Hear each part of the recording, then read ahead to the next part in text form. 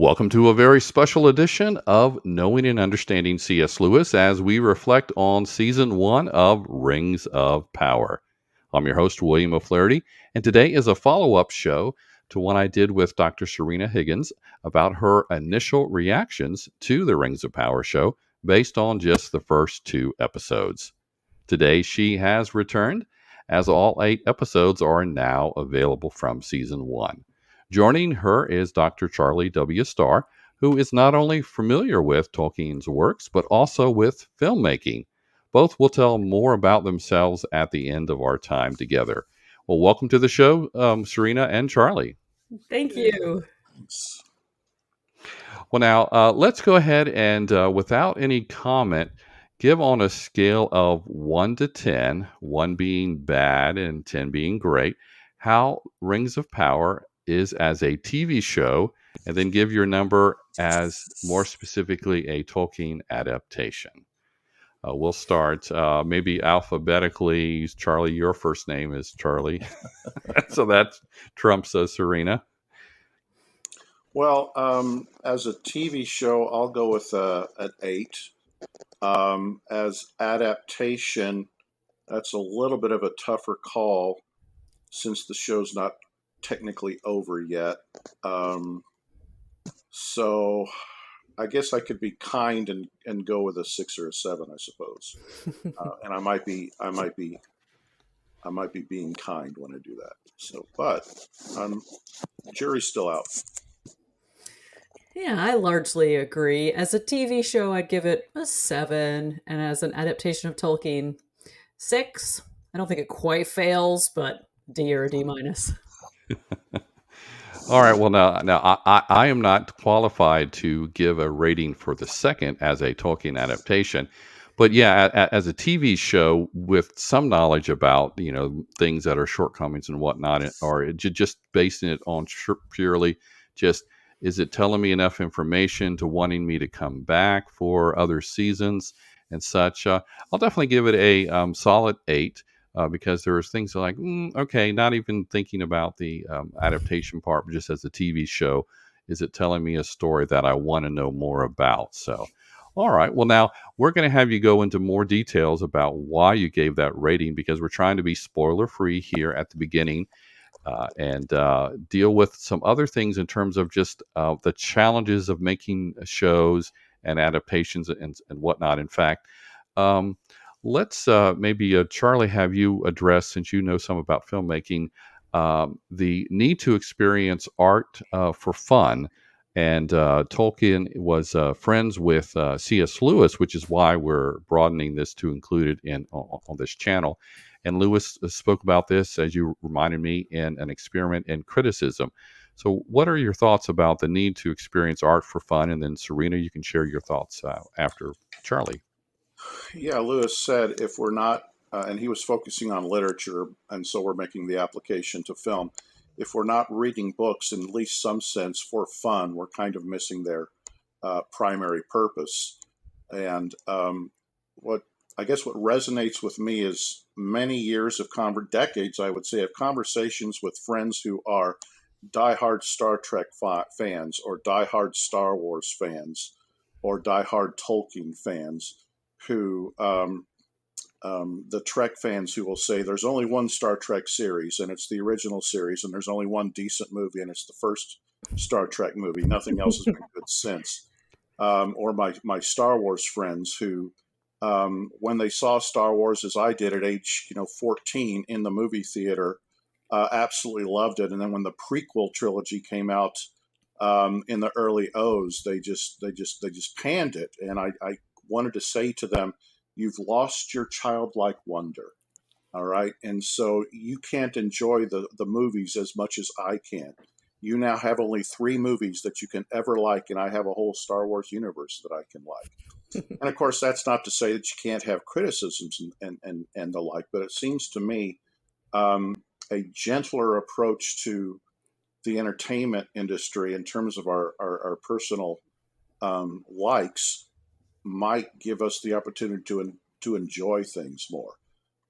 There's a danger perhaps in taking things too seriously And C.S. Lewis, of course, argued against any kind of conversion of art into a religion or a salvific for culture.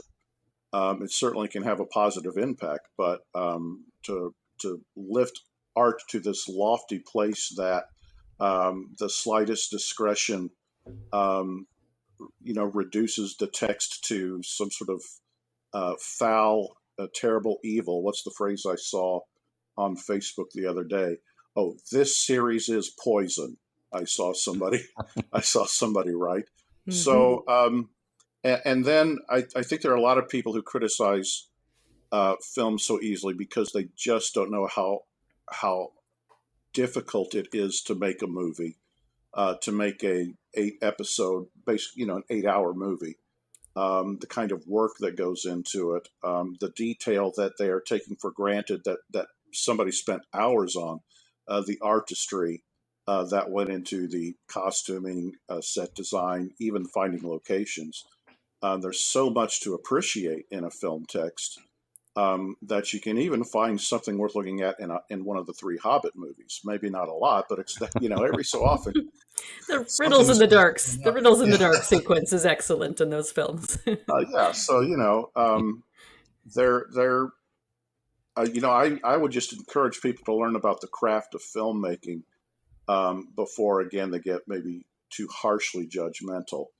And then again, I'm not trying to in any way sugarcoat the problems or say to people you shouldn't critique it. I think there are definitely times to critique film and television, but again, finding that balance is helpful, but also beginning with childlike wonder, beginning with saying, I'm going to come to this thing with my heart open. And if it gets to a point where I say, nope, they've lost me, well, then okay. But I'm going to start by saying I'm going to receive rather than conquer. And I think too many critics early on want to try to conquer. And I'm afraid because of social media, too often that's because they want to get their voice out there. So I know that, Sørina, when you got to see those first 2 episodes early, and then you spent some time thinking about it before you posted anything. But I know that on the day that those first 2 episodes were released, there were people posting within an hour and not really, they were doing knee-jerk reaction rather than having any kind of critical response because they wanted to be the first people out there to have something to say, and I think that's a bit of a mistake. All right, I've probably said too much. So, Sørina, what do you think? Well, interestingly, people had already made up their minds before seeing anything. There were pre-release campaigns for and against, saying you must hate this show on XYZ grounds, or you must love and support this show on various grounds. And you're right, that's no way to judge a book. That's judging it by not even the cover, not even the title. Well, just the title, I suppose. So yeah, I agree very largely with what you're saying. There are so many different ways to encounter a work of art, and there is the simple, let it wash over you, have an immersive experience in the work of art, and simply enjoy it. Now, critiquing, analyzing, taking apart of work of art is another type of enjoyment. But I agree that we probably should allow ourselves the chance to have that first one initially, to get to know the characters. And there's so much to admire and enjoy in this show. Now, I only gave it a 7, which isn't a great rating, but I was thinking of it as far as a piece of TV making. It's got a lot of internal inconsistencies. There's some nonsensical things. The dialogue is pretty bad in about half of the episodes, but I tend to like pretty nonsensical television. I mean, my favorite shows are things like Doctor Who. Talk about lack of internal consistency. Talk about lack of logic. But it's just hilarious, and it's also heartfelt. So we can do that. We can suspend our disbelief or even our belief if necessary in order to enter a new world, and we can experience that sense of encountering something that was familiar but in a whole new way, so that it then refreshes our vision when we come back to the real world. We can see something differently, or we can just escape from our own problems into another narrative for a while and have a time of enjoyment and refreshment in a world that is visually stunning. This, if nothing else, The Rings of yes. Power is absolutely gorgeous to look at. and some top-notch performances by all of the cast. So yeah, have fun with that. And then come back and compare to the lore and have intelligent conversations with friends about it. Nice. Yeah. Well, now this was touched on by already to some extent, but the problem, the challenge of adaptation and what it means. What I mean, in some sense, hopefully, someone can think about it and go, "Oh, yeah, that there is a big hurdle there." But what does it truly mean that there is a problem of adapting something from the printed page? Or to expand on it based on other aspects of the story. Charlie, Right. can you give us some thoughts there? Yeah, I had a revelation once while I was participating with some folks teaching about a short story, and we watched John Huston's last film as a director, which was one of the stories from Joyce's Dubliners. Angelica Houston, his daughter, was in the thing. And what I noticed is that the film, which was about 90 minutes, covered the entire story. Nothing was left out. And I thought, well, why did that happen? And then the obvious duh answer is because it's a short story. And then I realized it. People talk about novels being better than movies. The novel's always better than the movie because the movie leaves so much out. Well, yeah, but it takes you 10 hours to read the novel, and the movie is only 2 hours long. If you want to adapt and try to keep everything, then this new mode of multi-episode TV show is perhaps a better way to do it. I think Peter Jackson pulled off something amazing with Lord of the Rings by arranging to have extended editions so that most of the book could be covered. But even then, he couldn't cover everything. It was no surprise to me that Tom Bombadil wasn't going to show up. It was no surprise to me that the Scouring of the Shire wasn't going to be in the films. Things had to be taken out because film is not book. It never has been, and it can't be judged as book. What it has to be judged as is adaptation, and then the question becomes, is the adaptation faithful?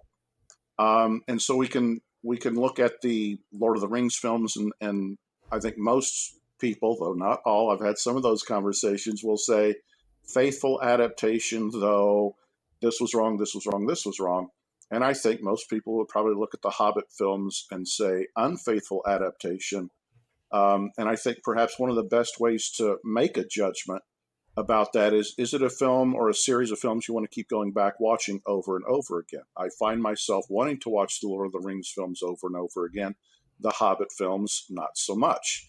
But even then, as we talk about adaptation, we face an entire new problem with the Rings of Power, in that of all of Tolkien's ages, first, second, and third, and then before the first age, that long time period, the second age offers the least amount of material. And so these folks who are going to try their best to give an entertaining show for people who don't know Tolkien, and somewhat even an attempt at least at a faithful show for those who love Tolkien and want to be able to recognize the world that he created, they're still going to have a ton of leeway. And I think we could probably be pickier about successful or unsuccessful adaptation with Rings of Power. Well, I think we could probably be pickier if it was first age material, because Tolkien gave us a lot of first age material. But with the second age, he didn't give us a lot, so I think we kind of have to give the writers a little more freedom to play with things. And I think in a lot of times they have been very successful at the play. And then I think it's also going to be important to see where the whole thing's going to go. So first of all, we can't judge it as a book. Secondly, we can't judge it as a book because there's just not that much in the books. All right, even if they went only by the appendices, which the credits seem to indicate, they didn't have much to deal with. And even if they included the Silmarillion, there's just not that much material from the second age. And then to write 5 seasons or however many they're going to write out of that that's really quite an incredible challenge. And so I actually give them better marks. Even if I'm not quite happy with everything, I give them good marks for that. Yes, I agree. There's so many things that happen in an adaptation from page to screen or page to stage or music to canvas or whatever the adaptation may be.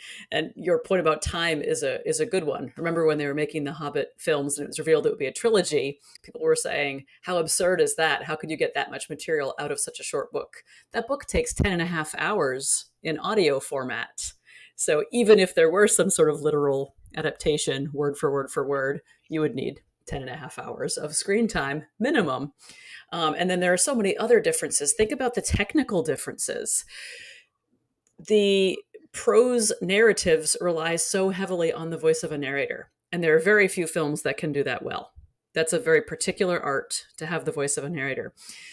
Think of the cliche that, oh, I don't want my kids watching too much television because it doesn't require them to use their imagination. I think that's a ridiculous objection because it just simply requires a different organ of imagination. It requires an exercise of a different imaginative muscle. So when I'm reading a book, I have to do the work of imagination to visualize what the characters look like, what the settings look like, to picture the furniture and the journeys and so forth. But when I'm watching a movie or a TV show, whenever I do not have that narrative voice, I have to do the psychological and emotional work of imagining the character's internal state and internal monologue. And the actors can do a great job of depicting so much of that on their faces, but I'm doing much of the same imaginative work that I'm doing when I'm talking to you, when I'm looking at your faces and trying to interpret your responses. So arguably, that's maybe even a more important imaginative muscle for us to exercise.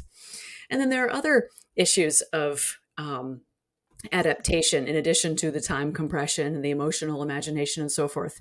And I wonder how many people who criticize an adaptation for making changes have ever made one themselves. I've made a few, not very many. One that I made was an adaptation of the book of Esther in the Old Testament, in the Bible, for stage. This being scripture, my sister and I, who were adapting it, decided we obviously cannot change a word. Once we picked which translation we were using, then we cannot change a word. It was incredibly difficult because we are ourselves, to use Tolkien's word, sub-creators. We want to make new works of art out of whatever material is handed to us, whether that's a lump of clay or whether it's somebody else's words. And I think people might misunderstand that just because we're going from one set of words to another doesn't mean that we aren't compelled to change the original words that are given to us. So here, the showrunners, Patrick McKay and J.D. Payne, they are artists themselves. They're storytellers in their own right. And they're given, as you said, a limited amount of material. They only had the rights to the text of The Lord of the Rings and the appendices. They did not have the rights to the Silmarillion or the unfinished tales. Now, they were allowed to approach the estate to ask for individual cases. And we saw that sometimes, like the name of the city in Numenor. They had to ask for that as a special case and pay a fee. Apparently, they did not get the rights to the name Anatar because that did not appear. So they're working with the material that's handed to them, and then they're shaping a new story. They're, of course, filling in all those gaps of what Tolkien didn't say. They have to make choices among when Tolkien had different options at different times in his works. And I hope we come to one very specific, important issue that the show has to decide. And that is the origin of orcs. I won't say it here for spoilers. So they had to make choices and then tell the story that they wanted to tell with that material. So based on the work of a really important theorist of adaptation, Linda Hutchion, she says, what we need to do when we're judging an adaptation is to judge the quality of the finished product. It's not fair to go through a list of check marks and say, this was faithful to the text, this wasn't faithful to the text, but instead to value the piece as an example of its own medium and its own genre. So that's where I try to come from. But of course, the Tolkien lover in me rises up and rebels sometimes against some of the changes. I'm inconsistent. Okay, well, great. Well, now, this last thing before we go into spoiler territory, we have touched on to some extent, but maybe briefly revisit the aspect of the need not to rush to judgment. We only have one season now. Granted, I have seen, I'm sure maybe you guys have heard as well, that some people are speculating, even though they are supposed to be doing 5 seasons, that maybe this has been so bad, so poorly received that they'll be lucky to go to maybe 3 seasons. We'll deal with that maybe later. But assuming that they will do the 5 seasons that is projected, uh, what about this need to not rush to judgment since we only have one season? Yeah, the writers have said straight out, the showrunners have said that they have plotted out the 5 seasons. And that's really different because shows don't know whether they're going to get canceled after a season or 2. So it's different that they planned out the entire arc and they know what they want to film for each of the 5 seasons, and we don't. So you're right that I don't think it's fair to judge a book by the first 20%. So why would we judge a TV show by the first 20%? And this is particularly important because of the method of storytelling they chose for season 1. They chose the method of storytelling known as the mystery box, right? That J.J. Abrams popularized. And they made us, the audience, try to guess many, many things throughout this first season. Who is the stranger? Who is going to turn out to be Sauron? Who are these 3 creepy white ladies who are skulking around, apparently going to do evil, and other mystery boxes that essentially they create a mystery that isn't required by the narrative and then make the viewer guess it. And sometimes this can be really well done, and sometimes it is less well done. I remember how powerful it was in Sherlock, and how did he manage to stage his own death? But a mystery box plot is risky for writers because it may make a show unrewarding to rewatch, and that could be a failure. Because if the only appeal of the show, and if the only way that it creates tension and interest is, I need to know the answer to these questions, well, then why would you go back and rewatch it when you need to know the answer to those questions? And then they had a second danger that they faced with mystery boxes, because how are they going to provide an answer that satisfies both the diehard Tolkien fans and the complete newbies? I really want to give one example here, but you don't want spoilers yet, right? Not yet. Yeah. Well, okay, I can do it without giving a spoiler, because in episode 2, another mystery box is introduced, which is, who is Adar? Who is Adar going to turn out to be? And it was hard to see how they could give a satisfying answer to that, because if he turned out to be a fairly obscure first age elf, let's say, that only people who've read the Silmarillion would know, then that answer would be totally unsatisfactory to Tolkien newbies. Because if they dropped a name and they're like, oh, it's Maglor or Mithras or somebody, people will be like, who's that? Doesn't mean anything to me, right? And then it was hard to see how any other answer could be satisfactory for everybody as well. Because then if it wasn't like a first age elf name, or if it wasn't a big Tolkien Easter egg, then why the big buildup? So these are risks that the writers took. However, with the couple of mystery boxes that have now been opened, I think that there's possibility it'll be enjoyable to rewatch it, because we want to see, how does that show us, how do we reinterpret scenes on a second watching? And that can be really interesting. And then a couple of them were revealed in really surprising ways that it shows it's not what you were expecting. It's not that like the name is a big bomb that, explodes and changes things, but instead it was more thoughtful. Like, okay, now that you know, we're going to spend a while exploring the implications of this. So it wasn't just the reveal that was important. It was actually more thoughtful that the reveal then led to some interesting developments. So those are other reasons that I think it's important to watch the entire show, all the seasons, and then go back and see how it holds up. And Charlie, what do you think about that? Well, I really like what you said about the idea of the mystery box. And the part that really stood out to me was the fact that they play on the knowledge of Tolkien fans. Yeah. They make you think, oh, this could be this from this part of Tolkien's legendarium. So they know the lore well enough to make you go, I bet that's that. And then maybe it turns out, oh, no, that's not that at all.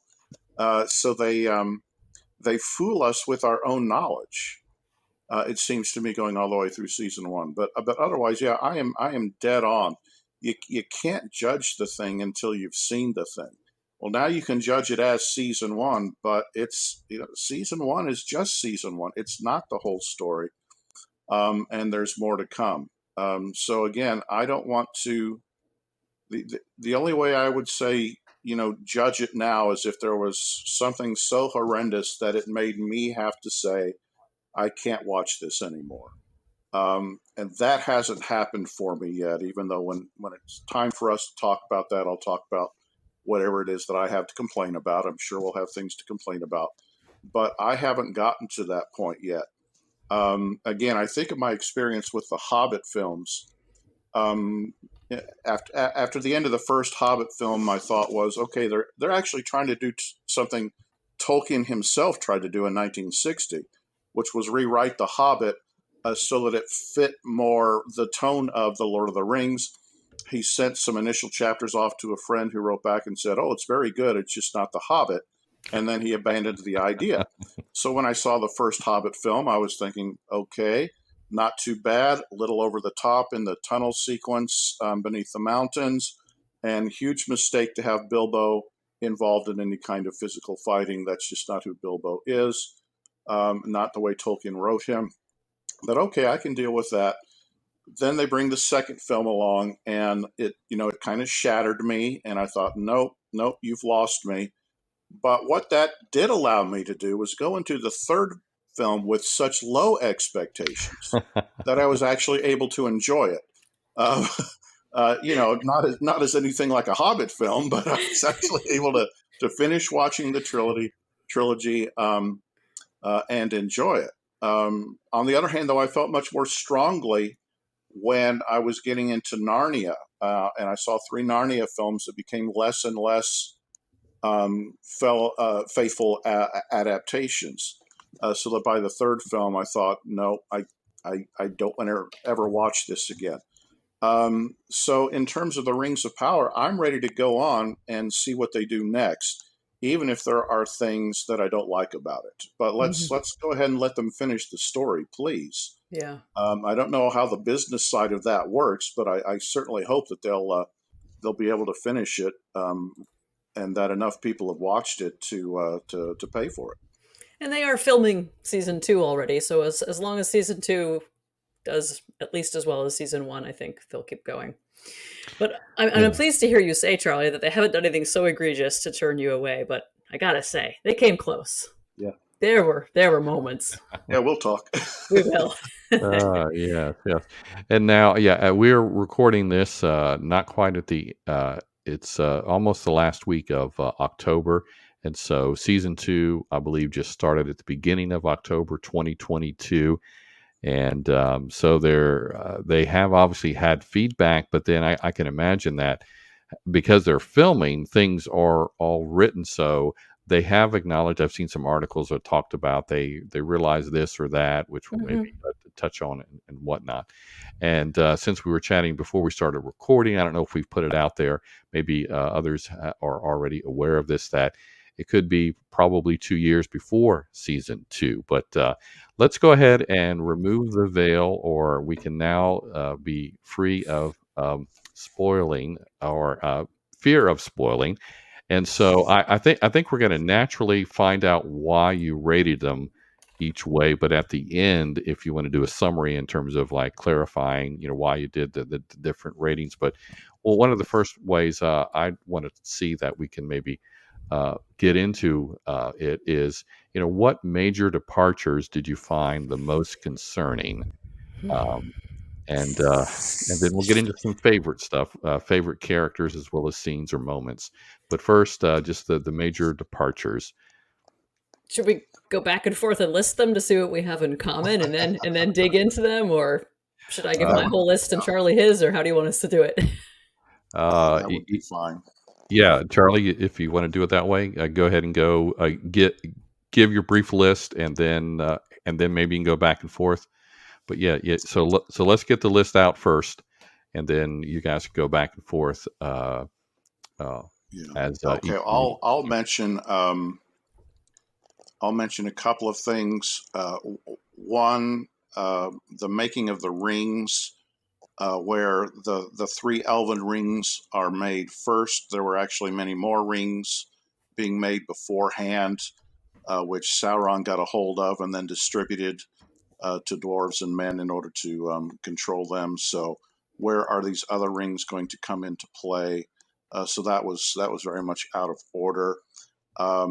I think if there's a strongest problem with the film, it's a certain lack of, let's call it hierarchy, that Tolkien really emphasizes. The high elves are very high in Tolkien, and so much higher than the elves who remained in Middle Earth. And the Númenóreans are literally several feet taller than the people of Middle Earth. So there's this lack of hierarchy. So the elves aren't very much stronger than men or more powerful or anything like that, it seems, in this portrayal.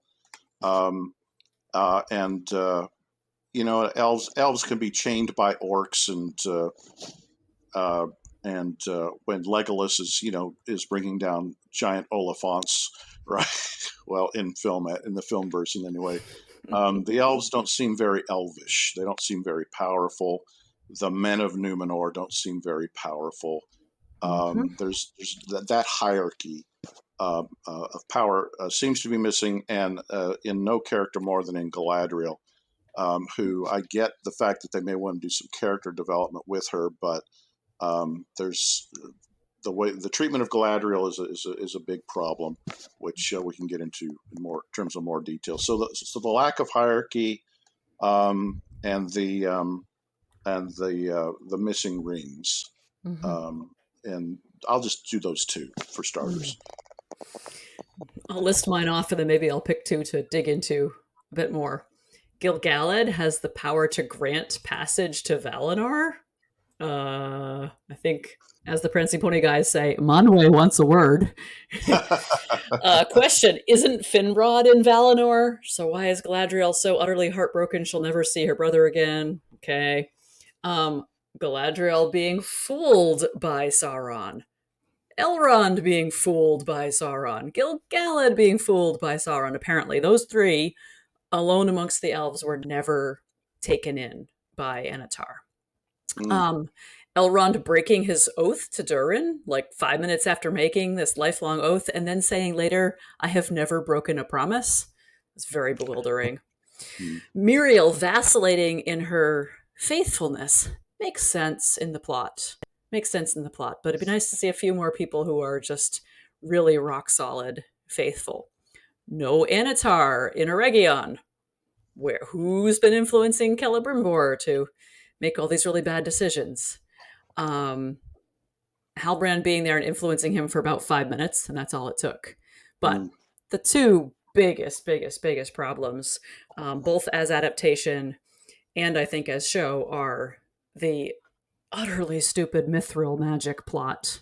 Mithranium will save the elves, and the whole Halbrand has been Sauron all along mess, which makes no sense. But I have a theory about that, which we can talk about now or when we come to predictions for season 2. So those are elements of real concern for me because they have serious theological and worldview implications, as well as having serious narratological and characterological implications. The creation of Mithril by the joining together of a power of good and a power of bad. Mythically, I enjoyed it, but I saw the theological problem immediately in Tolkien. That would have been the place where Tolkien turned over in his grave more than any other place, perhaps, in the series so far. And Gil-galad's line about it, too. It is as strong and enduring as evil. Nope. No, that's not Tolkien. Nope, that's not Tolkien. Nor is the idea that the elves are prevented from going back to Valinor, and then one of their own can grant them passage. Only the Valar can grant passage, and all of the elves, except the few who were banished, could have gone back any time. Now, Galadriel was exiled, and there are two different reasons given in the lore, depending on which version of Galadriel we're following. But in neither of them would Gil-galad have been able to lift that ban on her. That's utterly absurd. And if her exile had been ended, once she got within the light, she would not be able to resist it. Now, the reasons that she stays in Middle-earth were also shifted, but I don't think that shift was necessarily all. Well, I don't know if I won't judge it. I'll just comment on it. In the lore, Galadriel chooses to stay in Middle-earth out of pride and arrogance and independence. She wants to rule a realm of her own, and that is a consistent theme throughout the various versions of Galadriel that Tolkien wrote. She wants to rule a realm of her own, maybe even without the interference of the Valar. And this show makes it much more of a revenge kind of plot, but that may develop in future seasons, especially when she, as I predict, meets back up with her missing husband, Celebrimbor. They may end up talking about the desire to rule a realm of their own. I'm not happy with the treatment of Galadriel, especially it's hard to say, and not make it about stereotypical masculine, feminine categories. But I guess maybe I could start with Helen of Troy. So Zeus has a number of children. Zeus is, in a certain sense, the author of history, because in his philandering, whenever he makes love to a human woman, he produces a son, a hero. And that hero then, Hercules being a great example, becomes someone who accomplishes so many things that these become the foundations of history for a people. And so here's Zeus, author of history, through these male heroes in a highly masculine, a highly warrior code society, right? Helen is the only daughter of Zeus and a mortal woman, and Helen has just as much power as Zeus's sons, but it is a feminine power, especially in a warrior code culture. Her strength is not in her deeds. Her strength, her beauty is in her presence. And when we say Helen is the most beautiful woman in the world, this isn't like some sort of physical perfection. It is divine perfection incarnated into physical features, but it's born from her central self outward. We might imagine that she glows with the glory of Zeus. This is the power of Helen to drive, thousands and thousands of men to fight over her. So her majesty, her glory, her power is in her being, not her action. Well, I think this is the kind of Helen figure or Beatrice figure that Tolkien creates in the person of Galadriel, and then also in the person of Luthien. And you see it so wonderfully in the person of Luthien in the lore, in that moment where she actually does go to act. She goes to rescue Beren and a friend of his from the Tower of Sauron, and she doesn't do it by fighting with swords. She does it by singing. So there is this kind of masculine power or feminine power that I think Tolkien believed in, and I think that's part of his Catholic belief, and I think there's a biblical mandate for it too in characters like Esther or Ruth or Mary. And Luthien brings down a tower with a song, and I think Galadriel's power should be that kind of feminine power. So, and I'm willing to risk being looked at as stereotypical here, but every time I saw Galadriel in a dress during this season, I felt like I was with Galadriel. But when I saw her in her rather masculine suit of armor, yes, they feminized it, but it just felt like, she was very graceful when she fought with swords. That is often very fun to see, but I just wanted her to be this this high elf. She's third generation. Her grandfather was one of the first elves created by Iluvatar himself. She glowed. Her hair glowed. That's why Fëanor asked her 3 times for a single hair, and why he ultimately then made the Silmarils, because she had rejected him all 3 times, which of course then shows how wonderful it is when she says yes to Gimli, yeah. and gives him 3 hairs from her golden head. She should have a power in her presence that is overwhelming, that should make all creatures stop and stand before her. Maybe what they're going to try to do is develop that in character, but she's already been around for thousands of years. It seems to me she would have developed some of that already. And again, it's an example of how the elves are a little too human. As our good friend Devin Brown, that we all know so well, pointed out to me, there's that opening scene where the kids in Valinor are tossing pebbles at her little boat, right? And Devin just said to me, these aren't Tolkien's elves. these children would not be so cruel in that place. Side note, I actually thought that was a fairly brilliant way for them to work in the kinslaying when they didn't have any access to it. Fair so instead of showing the kinslaying and the burning of the ships of the Teleri, they show the elves, killing Galadriel's little ship. I'm happy to have that suggested to me and make me rethink that. So I like that very much. But so yeah, Galadriel is one of my all-time favorite characters, so it's easy to be very harsh. But I love the actress. I think she's a perfect choice in terms of casting. Yeah, I think she's doing a brilliant job with what she's been given. Her acting is great, but this isn't our Galadriel, and we haven't seen her since The Lord of the Rings. Could I come in on the question of Galadriel then too, because it's so important? She's the main character. Charlie, I think a lot of what you said there was really, really insightful. I loved that discussion of Helen of Troy. I'll remember that and maybe use it. And I also agree on the end of what you said, that I think the show is setting up so that we can watch this angry Galadriel grow wisdom. And, she's sort of passed maybe half of Sauron's test at the end of this season, but that's setting her up for ultimately passing the test when Frodo offers her the ring thousands of years in the future. I might have to differ from you a little bit in the middle part, the stereotypical masculine and feminine thing. There are plenty of texts that describe the young Galadriel as a warrior in Tolkien's lore, and it says that she was the best of all of the athletes. So a lot of her prowess and her power was absolutely physical, was the development of physical skill, of muscle and strength and speed and agility and so forth. So I had absolutely no problem seeing her in the armor. Every time I saw her, I thought of Joan of Arc. So that was a neat kind of a resonance. And there was even a moment that capitalized on some religious iconography, I thought, when she gets thrown into the prison cell in Numenor. The prison cell's door had a Gothic arch shape to it, a pointed arch, and the back of the prison cell walls were painted with some kind of fresco that was all bright colors like stained glass. So they did sort of draw on some of that religious military imagery like Joan of Arc.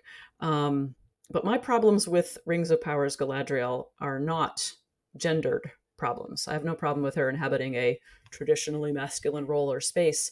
Instead, I'd really like to see those texts. So just sidebar, Sørina, if you sure. Because and I'm not disbelieving you, but I just don't remember reading that ever. Sure, so I can send you those quotes from the Unfinished Tales about her. I haven't read Unfinished Tales in a very long time. Okay, sure. So that's why. Yeah, I'd be happy to send those to you. And it also says she was the greatest of all of the Noldor, possibly excepting Fëanor. And it's just like greatest across the board. But to agree with you, I do not resonate with this Galadriel that's being depicted for 2 reasons. And the first one, same one you said, not very elvish. The elves are not very elvish throughout this show. And then secondly, she's just so 2-dimensional for 7 episodes.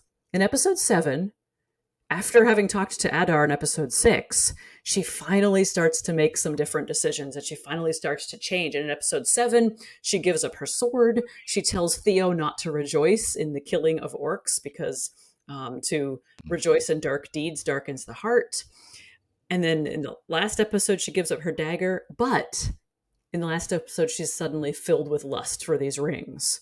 So I didn't see her upward positive trajectory continuing. But then again, we still have 5 more seasons before we get anywhere near the Galadriel of the Lord of the Rings. There was a big plot problem for me there at the end. Again, it seemed a little bit silly. Why, when Elrond asked her about the rings, why didn't she just flat out say, "Oh, by the way, that guy was Sauron"?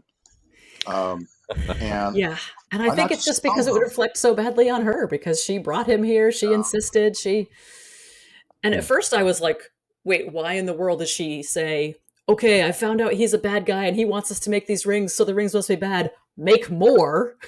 Yeah. But I think it's because she realized, I have found the enemy that I've been seeking all this time in Middle-earth, I must stay in Middle-earth. And because of the ridiculous Mithradium plot, they need the Mithril to stay in Middle-earth, so she needs a ring. So I think at the end of season 1, she's actually taken a plunge downward in her character, I think, because she's like, mine, my precious, I need one so I can stay here for revenge. Now there is a little bit of like, I need to save Middle-earth too, which, that's nice for humans and all. But one of that was a silliness to me, though, and the other silliness to me, I could probably find more, but the other one that stood out, one of the coolest things for me was when I realized, oh, they're going to show us the origin of Mount Doom. I really got a kick out of that, but I'm not quite sure why pouring a bunch of water into a lava pool is going to make a volcano. It actually does. Okay, it's a phreomagmatic eruption. Okay. Yes, yeah, it's called a phreomagmatic eruption. When water enters and turns to steam so quickly, it creates such a pressure situation that it does. My wife tried to tell me that, but I just thought it's silly. So it's good right. to know. There is a scientific good to know that they're sticking with the good science in this mythic tale. That's right. Everything in this whole story, corresponds to physics and biology exactly. You want to do positives, William? Yeah. So let's go ahead. What were some of the favorite moments or scenes? This could include maybe a character as well. I mean, you've obviously have been talking about that with the major departures, but go ahead and pitch some out there. Give a little mini discussion. Go back and forth to go further, or however it teases out is fine.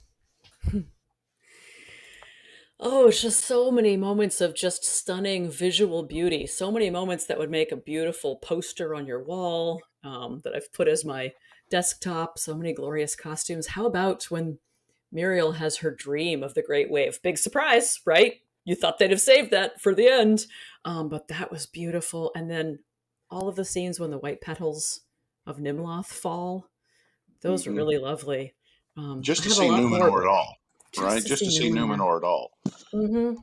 Yeah, and one of my favorite characters is Elendil, and he's in so many of those powerful moments when he and Muriel exchange a look when they see the white petals falling and they realize what this means. That's really powerful. Him talking to his horse and then having that great bonding moment with his son, that was really lovely. I didn't know that horses speak Sindarin. I'm glad to learn that. Khazad-dûm, to see it at its height. How gorgeous. And the dwarfs were very dwarfish. I enjoyed them very much. Yeah, Durin and Disa are two of the best actors in the show. Yes, husband and wife, perfect. Just great back and forth with each other. Oh, yeah, the back and forth, yeah. Really wonderfully done. So enjoyed that, Yeah. And then hobbitses. Right, the Harfoots, the proto-hobbits. Let's just call them hobbits. I thought the costuming, the camouflage when we first meet them in that opening episode or second episode. Was it the opening episode? Opening episode. And little Eleanor is probably my favorite character. As much as I love Galadriel overall, in this show, I think Nori does it for me. I think she's just fantastic. Yeah. I was so pleasantly surprised by them. Yeah, I thought they'd be really cheesy, and they're only a little cheesy and just enough to be a relief from all the grand matters. Yeah, really wonderful, and she has such a good heart, and the actress is lovely, beautiful eyes, and she just seems like she ought to be 3 foot tall. And I actually liked the way the stranger entered into the world. If we are saying that he is Gandalf, I like the way he entered, and then I like the fact that it looks like they're going to deal with the issue of chronology by just having him step out of the story.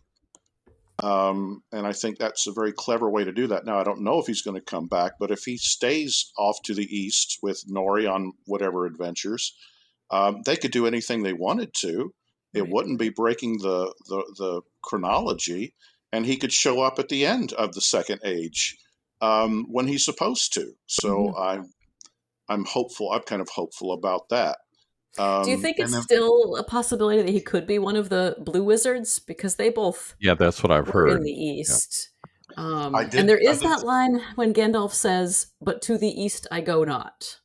Right? Now, whether that means I have never gone to the East, or I went once and I didn't like it and I'll never go again.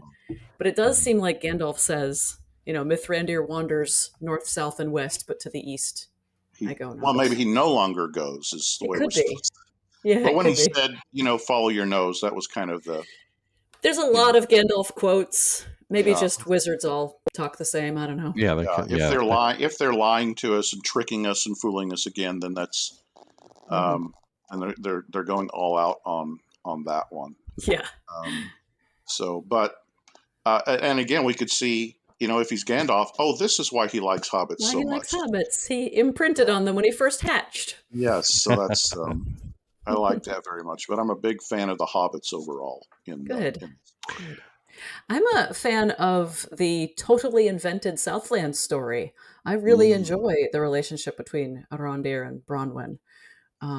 And I thought that story worked well, even though it introduces some problems of geography and travel time and so forth. It was pretty awful to watch that place transform into Mordor. And again, neat to see why it happens, because there's this very cynical ancient orc who wants to give the orcs a home, who does really seem to care about them in his way. Tolkien has that one beautiful sympathetic scene where two orcs are talking. I think it's in Return of the King, but anyway, it's near the end of the text, and so I think they're playing with that. The orcs need a home too, don't they? So we're going to blow up a mountain and cover an entire land in shadow, why not? Right, and invent Mordor. So the idea of inventing Mordor and showing that to us. Yeah. And the whole Adar story was fascinating, wasn't it? I mean, he is a fascinating character. He's an awful villain, but he loves these creatures that he's fathered, and yet he also tortures them, right? When he made the one hold his arm out in the sun. And the conversation between Galadriel and Adar. Yeah, so I mentioned earlier that Tolkien had 3 different origins of orcs that he played with throughout his life, and each one had serious theological problems. And so he couldn't decide on one. And when Christopher Tolkien came to publish the Silmarillion, he had to pick one. And so he picked the origin of orcs as twisted elves. And the showrunners not only decided to go with that but to explore its implications. Well, if they're twisted elves, they must have souls. They must have been created by Ilúvatar, not by Morgoth or by Sauron. I wonder how far they're going to go with that and say, well, then do they have immortality or serial longevity? Do they go to Valinor when they die? Could they come back to Middle Earth? But what they're doing there is they're wrestling with the problem that Tolkien himself wrestled with, which is, is it morally problematic to kill orcs? Because originally he thought of them just like pestilential insects that you just want to wipe out, these, or like Corey Olson, the Tolkien professor, says, they were just murder bots, and so you just want to decommission the murder robots. But later on, he's like, they were created by Ilúvatar. They do have the secret fire, so it's a problem to just exterminate them, as Galadriel threatens to do. So that's fascinating. Now, is it just me, or when I'm watching the show and they come to the various storylines involving Bronwyn, and William, you can tell me if you agree with this, but every time I see her on the screen, I'm going, boy, she looks a lot like Sørina Higgins. Yes. Yeah. You're not the first one to say that. So I cosplayed her at the finale. Well, of course you Ah. did. It's perfect. Thank you. Great. Yeah. Well, I was thinking, wow, Sørina's got to be loving this, or I hope she is. Thank you. Great. Great. Good Well, now, character. was there one of the images that you shared on Facebook that had that actress, or there was someone else that had some resemblance to you? I'm somewhat digressing or continuing on with that point, but um, I can't remember. I think I did because I did share a picture of myself dressed up as her in costume. So maybe that's okay. what you're thinking of. Okay. But yeah, I know in the when we just had you on earlier, you shared about having that interaction, and then I guess I didn't follow close enough. Just like Sørina and Charlie have not pre-discussed any of the things that we're talking about now, and so it's spontaneous here. I'm going to go spontaneous with. You did go to a ending show and you interacted. Just did you just see it in a special setting, or you got to interact with the staff again, or No, just I watched it at a recording studio in New Hampshire. So I watched the midnight showing with a bunch of friends from Signum University and then participated in helping the Tolkien professor to prep for and then record his reaction show the next day. So he has a reaction show called Rings and Realms, which your listeners may be interested in. And so for the last episode, he had a live audience. So we helped him to oh, okay. brainstorm and draft up his script before that. So that's what I'm talking about with the finale. Oh, okay, great. Yeah. Well, and then would just for those who maybe think that, well, the reaction that you had to the first two episodes, that's all old material to maybe listen to. But I do encourage people to go back, and we'll have a link to it, to where you make some great comments in terms of having interacted with the showrunners and a couple of the actors and such, and some of your comments there Thanks. that you maybe haven't touched on, because we probably want to aim towards wrapping up, but I do want to pitch something that maybe it might create a big controversy. But I heard someone note that despite the lovableness of the pre-hobbits or the Harfoots, that I heard at least one person say, they could have just not had them in at all, and then in season 2 they could have really condensed the story and then introduced them, and to where the overall, you know um, what we saw come out of it, although there was obviously a key component in terms of who is the meteor man aspect, but that story could have been not there and you wouldn't have really missed it per se. Any initial reactions to that? Oh, I think we needed the relief from all the tension and darkness of the other storylines. Mhm. We needed some fun, and all their lines are so clever, and all the cast there are really, really good, and we get excellent examples of friendship and another good marriage. So I enjoyed it. Well, and we Mhm. don't really have to worry that much, except with the introduction of a potential Gandalf. We don't really have to worry about that much about the lore. We know they existed, and so the writers could have all kinds of fun with them, and we get to enjoy them. So there was Mhm. less writing on the Harfoot storyline in terms of the faithfulness to the lore, Yeah. and so they were just a pleasure to sit there and enjoy it. And I think Sørina's dead on, that they did, that it lightens things up for us. So no, I think the writers are absolutely correct in introducing them there in the and I was surprised. I didn't really think, oh, they could bring hobbits in if they wanted to. Never even occurred to me, and then all of a sudden, boom, there they There we are. were. And wow, again, what a wonderful opening shot where you see them, um, lifting up their camps after the biggies have Mm-hmm. passed by, and oh yeah, hobbits are good at disappearing when they want to, and we never saw that in any of the films, um, except Bilbo with a ring, right? Yeah, that's Good a way to pretty good disappear. But no, disappear. how do hobbits disappear on a regular basis? We finally get to see that visualized, and I thought that was just Wasn't absolutely that clever? And yeah. that explains why they don't appear in any of the stories of the First and Second Age, because they never interacted with any other races, Mm. except possibly one of the Istari. Yes. Well, one other feedback that I saw was, and I wondered this myself, and I know we'll probably, you don't have to maybe go into any detail, but you can probably, I think each of us will probably remember um, a specific scene to where it's like, okay, this is TV 14, but is it a little too violent, a little too graphic?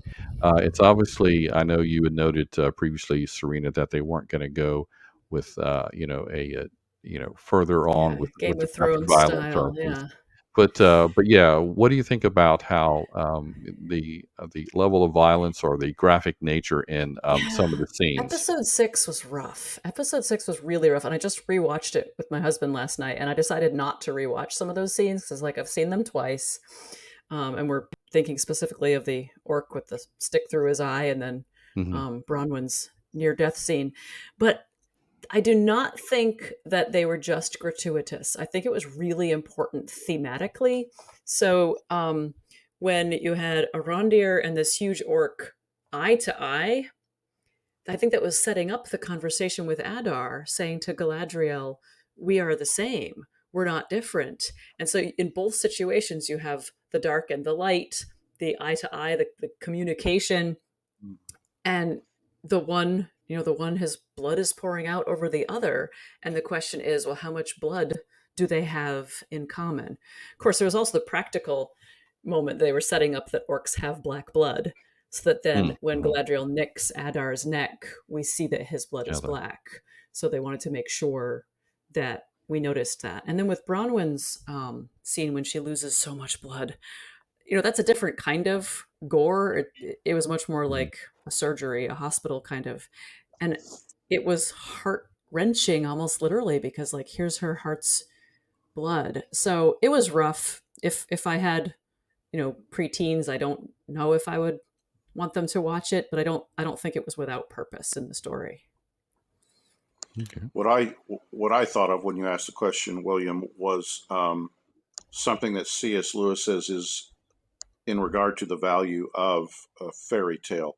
Uh, uh, Little children know that there are monsters in the world, so it's important that they see stories in which knights slay the monsters. Mm. So we contrast the kind of children's television that was classically presented to us in the person of Barney the Purple Dinosaur, where everything is just fine and wonderful and nothing bad ever happens in the world.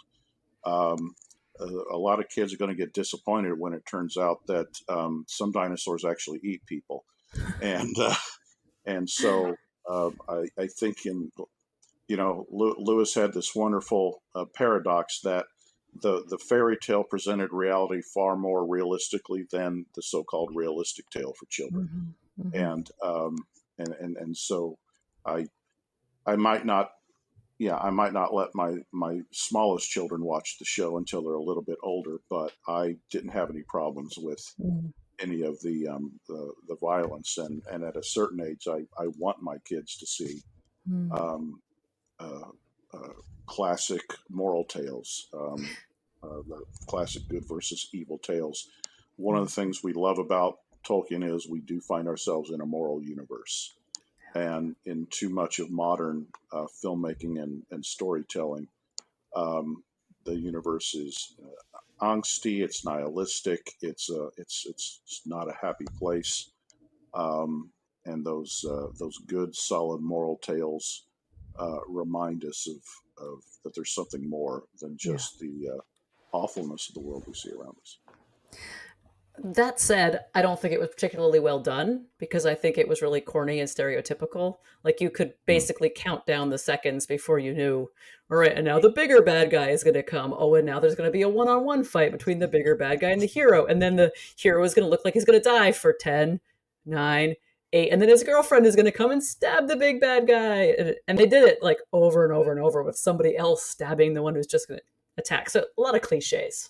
And again, I Mhm. don't care how big the orc is. One elf versus one orc, Right. there's simply no chance for Well, that.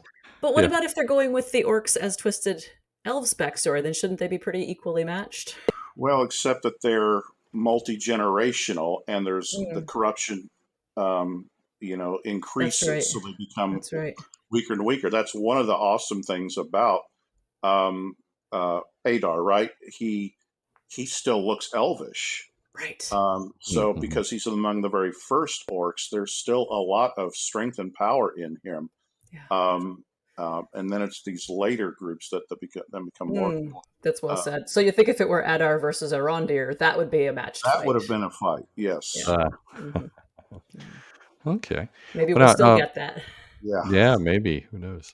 Well, now I want to wrap in a little bit in terms of what you think or hope for in season 2. But anything else regarding the different aspects, either some other departures or things that you didn't like, maybe a least favorite character or other things from season 1 before we have you go on the record before at least a couple years before season 2 at the time that we're recording. So anything else about this first season of the Rings of Power that you like or dislike? I'll mention a couple of very minor things. Sometimes I thought the casting was amiss, and that might just be personal preference, but Gil-galad and Elrond, the acting was fine, but I don't know, maybe it was just the look. I didn't feel like those guys belonged in the show. And then here, one more silliness from, I think it's around episode 3. And this is when Galadriel's standing on the raft with the guy who turns out to be Sauron. And she keeps picking up a rope and tugging on the rope as if that rope is somehow going to make them sail faster on this raft that can't possibly be steered. The rope has no purpose as far as steering, as far as I can tell. She just keeps grabbing it and picking it up. I guess because they wanted her to have something to do in her conversation. So I thought that was a really silly moment. I thought she was trying to tie the pieces of the raft together more tightly before the storm came. I'm not convinced of that at all. Absolutely agree with you on the casting of Gil-galad. But like Elrond? No, I love Elrond, but I'm biased because I met Robert Aramayo in person, and he's an absolute darling. So I would watch him all day, every day. He's just a sweetheart. And his acting was terrific, no question that. Yeah, the visual look, is not like what I think of for elves. Yeah, same with Celebrimbor. There were some other departures from the lore that I thought were fine, like Galadriel showing up in Numenor and meeting Miriel, meeting Tar Palantir, looking in the Palantir. I thought those things were fine. I liked that Tar Palantir is still alive and Miriel is only regent.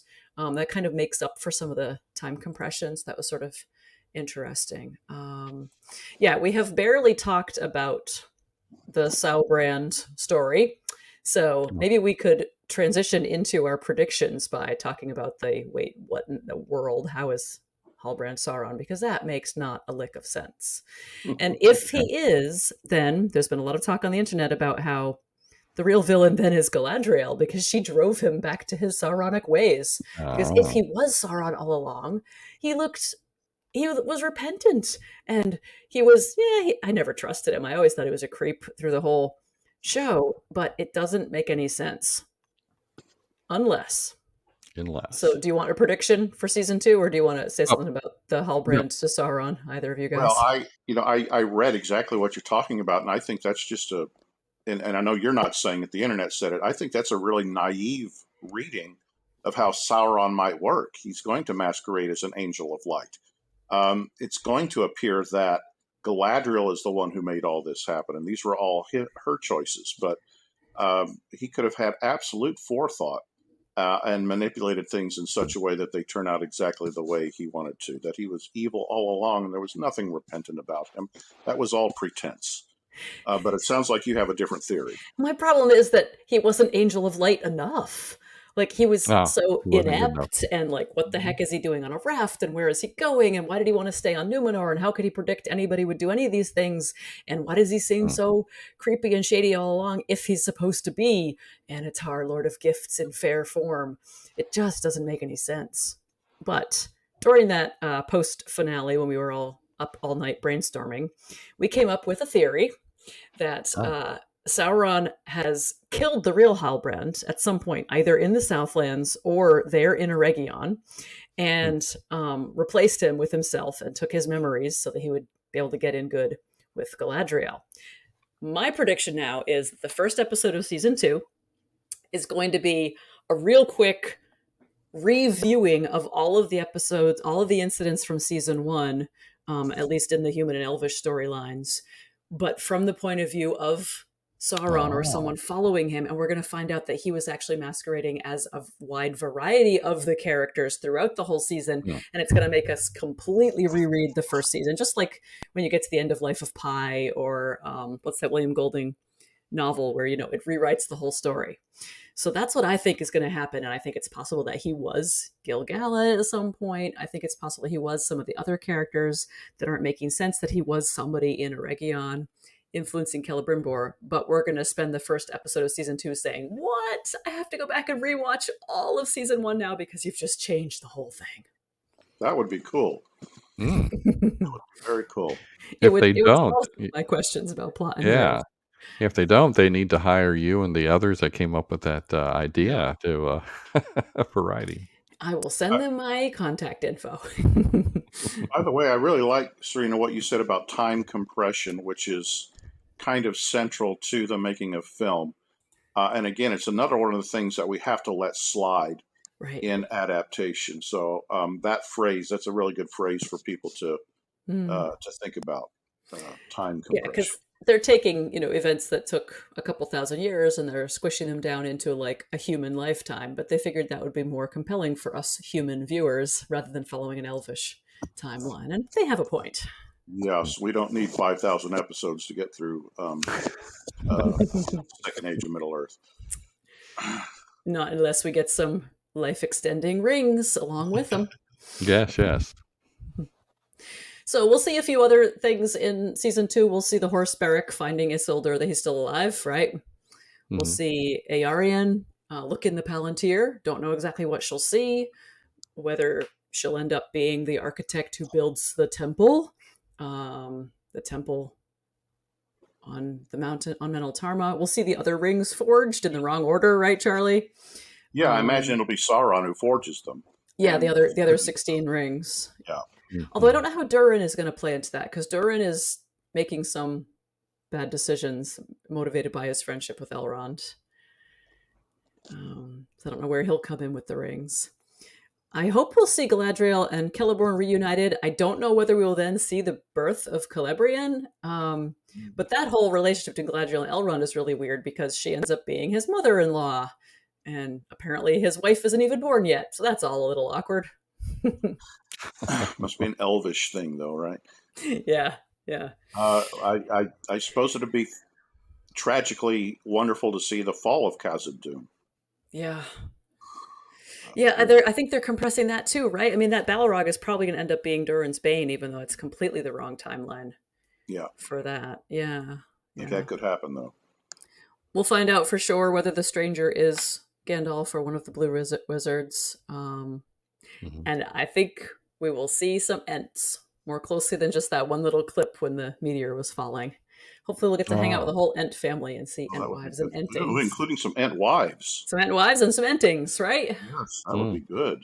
Yeah. Perhaps we'll see, at least by the 5th season, the hobbits finding their way to the Shire and a permanent home. Yeah, I think so. Maybe Poppy as the new Wayfinder will bring them there, or... Yeah. Mm-hmm. Okay, so then my most ridiculous prediction is not for season 2, but for season 5. And I'm not really serious about this. But what if Numenor doesn't fall? Oh. That would suck. I mean, not for the Numenorians. It'd be good for them. That would probably be the point where even those of us who have childlike wonder and want to give the thing as much freedom as possible go, nope.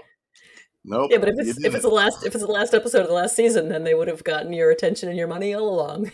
Wow. So, but that's when you go, nope. Now I can't watch the series ever again. Yeah. And they would say, we don't care. Yeah. You've already watched. Yeah. Yep. Well, anything else in terms of what you think or hope they'll cover in season 2? The only thing I'll say is that I am open to season 2, where I know some people have abandoned it and said, abandoned's the wrong word, because they just can't handle it. They don't want to handle it. I don't fault them for that. I wish they would keep on going, but I'm in the position of placing Rings of Power between my love of Lord of the Rings and my dislike of the Hobbit films. I'm in the position of wanting to say I want to keep watching Rings of Power with my wife, who is loving it very much and knows not as much about the lore, although she does know her Tolkien. We're going to keep watching at this point, and we'll see what we're willing to let the writers take us on their journey. That's very, very well said. I agree. Okay. Well, speaking on the journey, I already interjected this, and this will be my final question, and then I'll let you guys share some about yourselves to wrap up. And that is, some have speculated. I don't know if it's all the extreme people or not, but openly, it's like, okay, yeah, they say that. Well, they obviously do have 5 seasons mapped out, but there's been shows that the writers had this long thing, and then they had to end, or they didn't get another season, so they couldn't wrap things up. So is it realistic per se, or what are your thoughts about could they only maybe have 3 seasons and they have to maybe shorten it or it get cut off? What do you think? Will they get their 5 seasons as planned? I think they will. I mean, I think Amazon is pretty invested in this. They paid a lot for the rights. Jeff Bezos himself cut the deal. I don't know. I think it'll keep going. I imagine it's all about numbers. So vitriol on the interwebs, to use a fun older term, vitriol in social media isn't going to be enough to shut it down. It's really going to be how many people are watching this thing. I'm not quite sure how Amazon makes money on the show. I'm not quite sure what the business model is, but so long as they're making the money, they're going to keep doing it regardless of what people say about it. Mm-hmm. Yeah, yeah. In my notes, I've got it the question phrased in terms of because of all the negativity, but then just because there's people out there saying negative things about something, they're at least reacting to it, and so there's a conversation out there. It's sort of the No old adage. review is bad review, right? Yeah, yeah. No It's like press is bad press. and yeah. It doesn't matter But and per se, there but are people who gave it a full season and have given up, and people whose opinions matter, people who are very insightful. My good friend Richard Rowland, who has been speaking on Nicholas Kotar's podcast, Fantasy for Our Time. They've done, I think, 1 episode of their podcast for every 2 or 3 episodes of the show, and Richard has decided that's it. He's done. It was too awful, and for him, it was mainly the depiction of Galadriel, and the stupid mithril plot, and then the Halbrand twist. He's just decided he couldn't put up with the bad writing, the bad storytelling, and the inconsistencies for the sake of something that was so far from what he sees as the heart of Tolkien. But they have in mind a much wider audience than those people whose Tolkien hearts have been wounded by the show. It's our good friend Devin Brown, who I mentioned before. Devin's given up on it. That's right. Yep. Yeah. So, but perhaps if the future seasons turn out to be really, really, really good, maybe they'll come back. 2 years is a long time. Those who hated the show may have forgotten that, but the opposite is also true. Those of us who are enjoying it will have lost a lot of the impetus to keep watching it. And for me, the joy is really experiencing it in community, doing things like talking to you 2 gentlemen and spending time with friends watching the finale, and then all of the fun back and forth on social media. It's not really the show itself so much as the wider experience and the conversations. So maybe we can keep those going over the 2 years to keep the interest. Yes, yeah. The challenge will be to kind of keep the interest because I know when I first realized 2 years. Okay, I know it can take a long time, but then as we were talking here, I'm thinking, well, those who have given up within 2 years, maybe they'll have enough free time to kind of they'll get bored. They'll go, let me go ahead. All right, I stopped at episode 4 or 5. Well, let me watch the next one here. And okay, yeah, but yeah, so yeah, let's see what that lull will do good or for bad in terms of making people want to keep on watching it. Those who have the enthusiasm and to have to wait that long as well. So, all right, well, let's go ahead and wrap up. Let's have you, Sørina, briefly share a little bit about yourself, and we'll have links in the show notes or descriptions to where people can learn more about you as well. Okay, well, I am the editor-in-chief of the newly formed Signum University Press. So everyone who's listening, please check us out at press.signumuniversity.org.